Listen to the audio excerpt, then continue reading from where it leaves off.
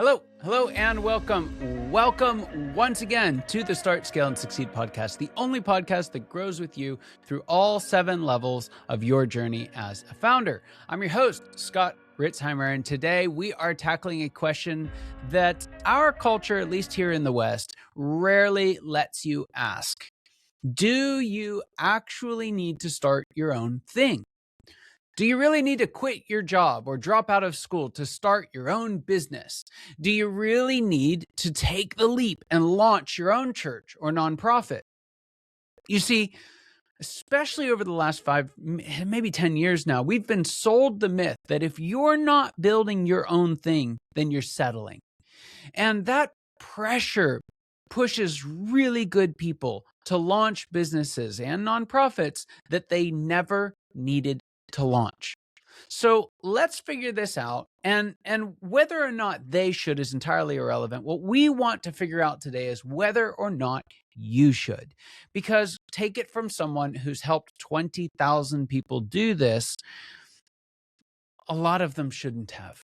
And take it from someone who's had probably just as many conversations with folks who are thinking about it, and many of them should have, but they never did. And so what I don't want to talk you into, if you should or if you shouldn't. That's not the goal of this episode. The goal of this episode, and quite frankly, for the remainder of this series, because this is part 2 of a 7-part series. By the way, if you missed one, go back because you're going to get some really, really helpful context for what this series is all about. Links in the show notes. Just go back there and watch. If you're on YouTube or if you're on Spotify or Apple Podcasts, the video is available on all those platforms. If you're anywhere else, or if you prefer audio, you can listen to it as well. All right. So what we really want to figure out is I want to give you the information that you need to make the best decision about whether or not launching your own organization is right for you. So what we're talking about here, again, is the difference between level 1, being that dissatisfied employee, and the 2 alternatives to that, which are, for this series at least, which are to actually stay in level 1, and instead of being a dissatisfied employee, become what I call a purposeful employee. And for the vast majority of people feeling the dissatisfaction of level 1, that's the right way to go. So we're going to talk about that. The other alternative is to progress to the next level, which means moving to becoming a startup entrepreneur. And that's pretty cool for the right people too. But which one is right for you? Maybe even which one's right for you for right now, because those are 2 different things. Reasons 1, let's start here. Reasons why level 1 might already be your ideal level. So what are the circumstances that fit? How do you know if you have what it takes to succeed here? So first off, and this won't necessarily be true for a lot of you, but it can be, is if you're in a role, and if not, if you can find a role where you can build valuable, marketable expertise. So even if one day you're going to start your own organization, if for now, or even if you're not going to start an organization for as long as you're working, if you can find a role that makes you more valuable, that's awesome. That's fantastic. And it might not be in your current role. You might have to do the hard work and vulnerable work of finding another. But if you can find a role that adds value to you and creates marketable expertise, that can only help if or when the time comes that you do want to make the leap and start your own organization. So that's the first one. Second one, can you work for an organization that values mastery and rewards excellence? Because one of the things that folks mistake, they think that if you're great at cutting hair, for example, that you should go and start your own hair business because that's where you'll cut hair. But the truth of it is, you can cut more hair, and you can develop a greater mastery for doing that and get more reward from it in level 1 than you can by going and starting a business doing it. Because if you go and start a business doing it, at most, cutting hair is like half of what you're going to do, because you have to go find new clients. You have to deal with all the administrative stuff that comes along with that. You have to deal with the problems that come with that. There are so many other things that you have to do that aren't cutting hair, that if whatever it is that you do is what you want to do, you're probably going to have a better experience doing that in the context of an enterprise that already has other people to do all that other stuff. So if you don't want to do all that other stuff, but you really just want to master what it is that you do, or you want to get in a role where you can master what it is that you do, then it's probably better to stay in level one than to start your own business or nonprofit, because your attention is going to be divided a lot in level two.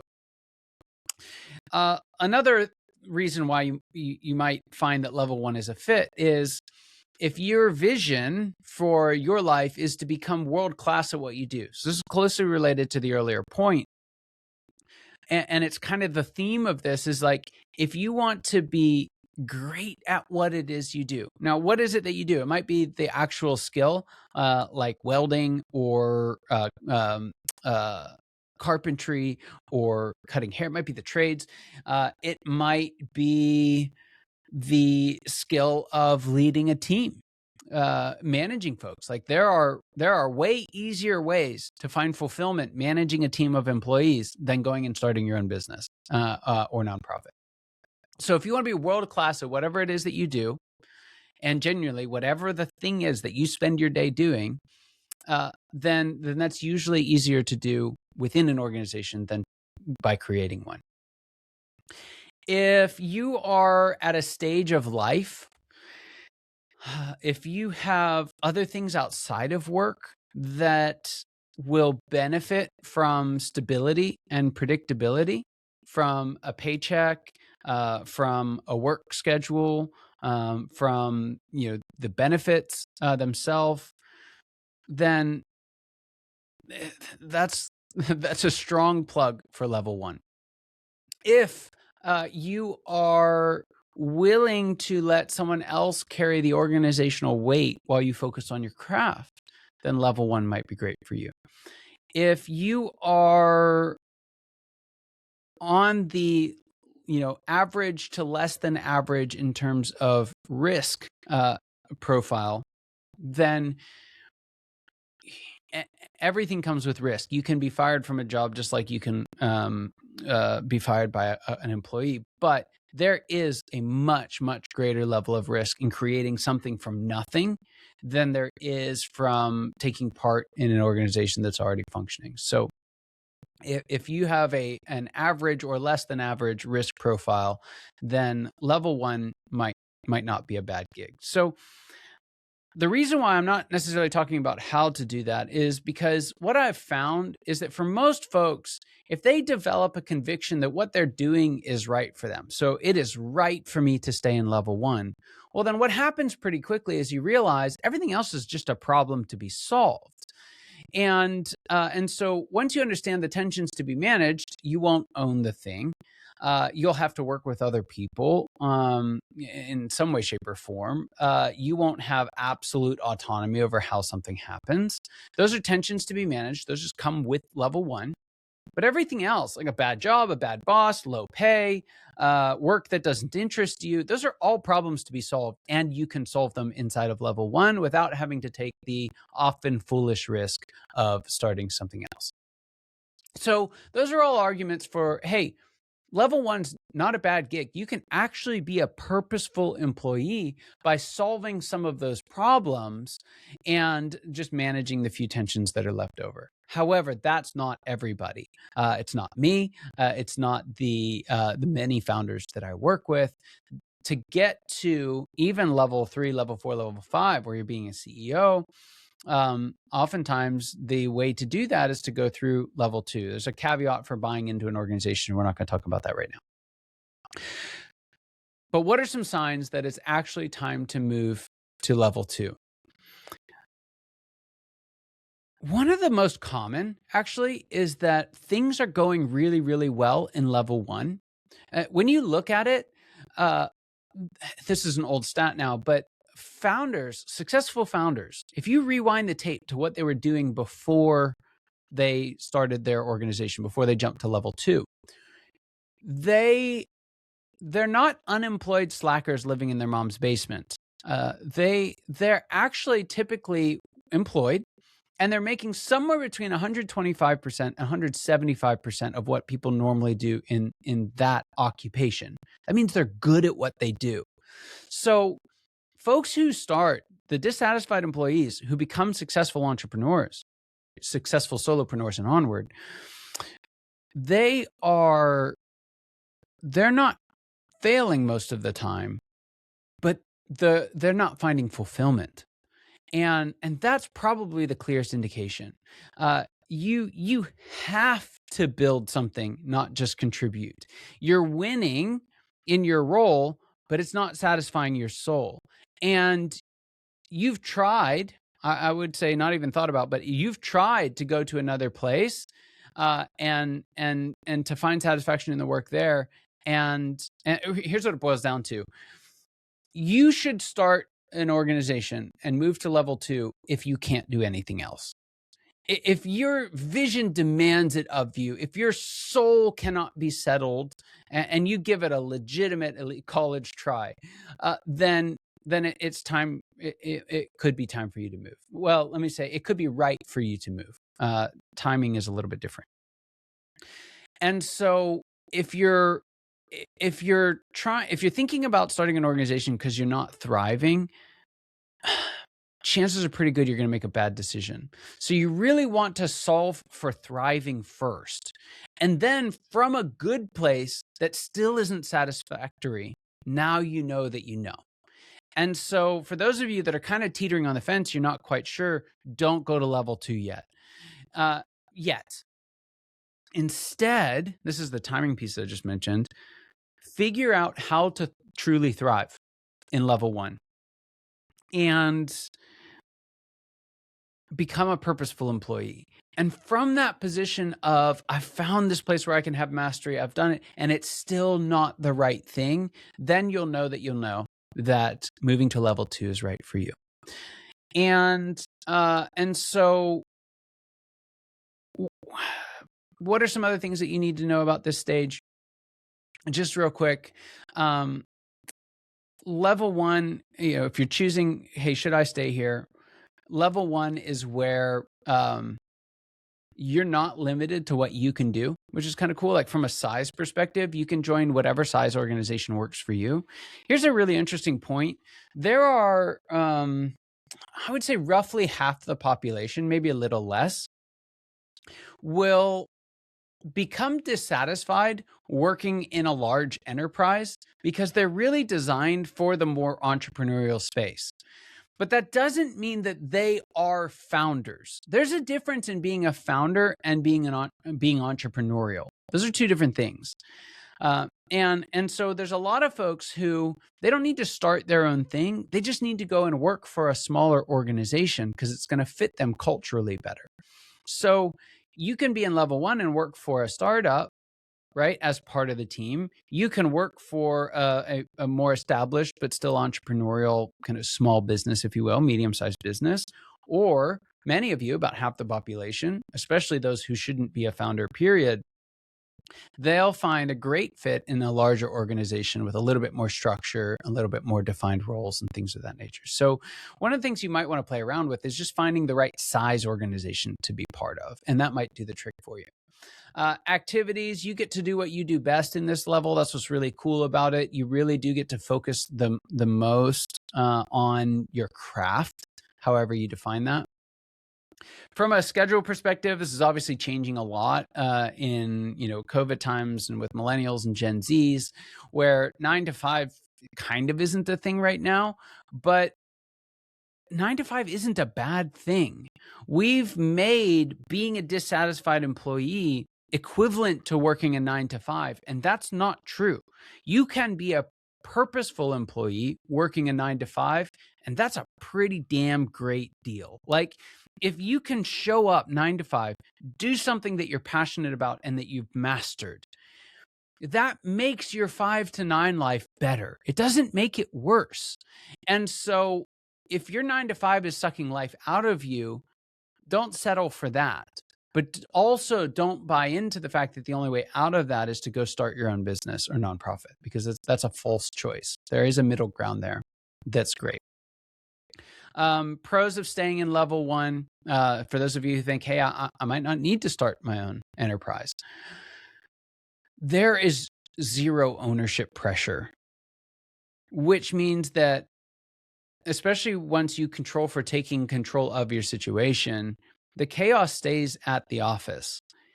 And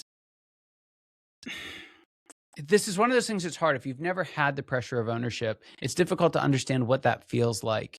I was actually just working with a client and friend of mine who's going to be buying into an organization. And we spent a whole session just talking about the move from not owning to owning and the pressure that creates. It's financial.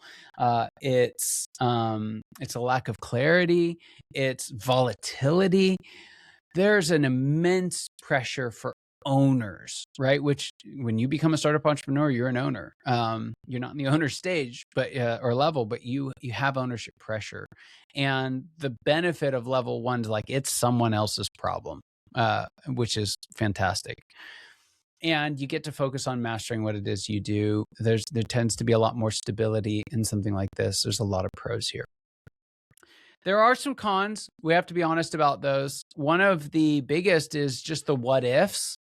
I see a lot of folks, and you'll see this with any person, regardless of whether they choose 1 or 2, but there's especially later in life, well, what if I had done that? What if I had taken the chance? And so for those of you who really should go to level 2, but don't because of fear, insecurity, anxiety, just a lack of intentionality in pursuing it, might suffer from the what ifs that can gnaw at you, especially later in life.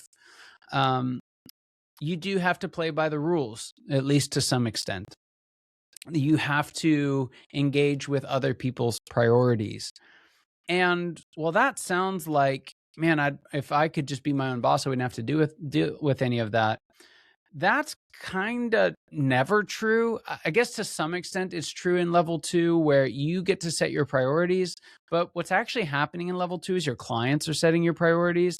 And then once you get to level 3, you've got to have priorities that are shared with everybody else. Now, you have a little bit more say in them than you would otherwise, but not full say, because like we're going to talk about in that episode, people need stuff from you. And so that's there. And then there's this temptation to phone it in. I think that's true of every level, but it's particularly true of level 1. And so what this really boils down to is, what's your vision for your life? What's the work that you want to do? And if you can achieve that vision, and if you can do that work within the context of someone else's organization, you probably should. If you can't, if there's a better way, and the way for you to get that, either the only or at least the best way to get to that other way, to create that other product, to add that other service, to help those other people, is to start an organization, then that might be the right call for you. Because the world needs both. The world needs people who are world-class at what they do. The world needs entrepreneurs who are changing the way that we do what we do. What the world doesn't need is more people chasing someone else's borrowed vision. We don't need more people buying the lie that level 2, starting your own thing, is inherently better than level 1. That's patently false.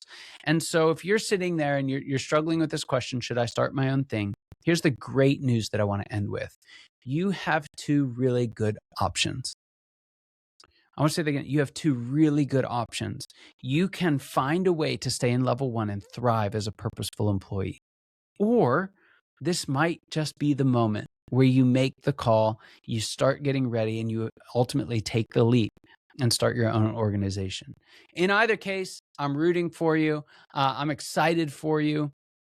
If you're a dissatisfied employee, there truly is really only one way to go, and that is up in one way, shape, or form. When you take control of the situation and you decide what's best for you. So That's level 1.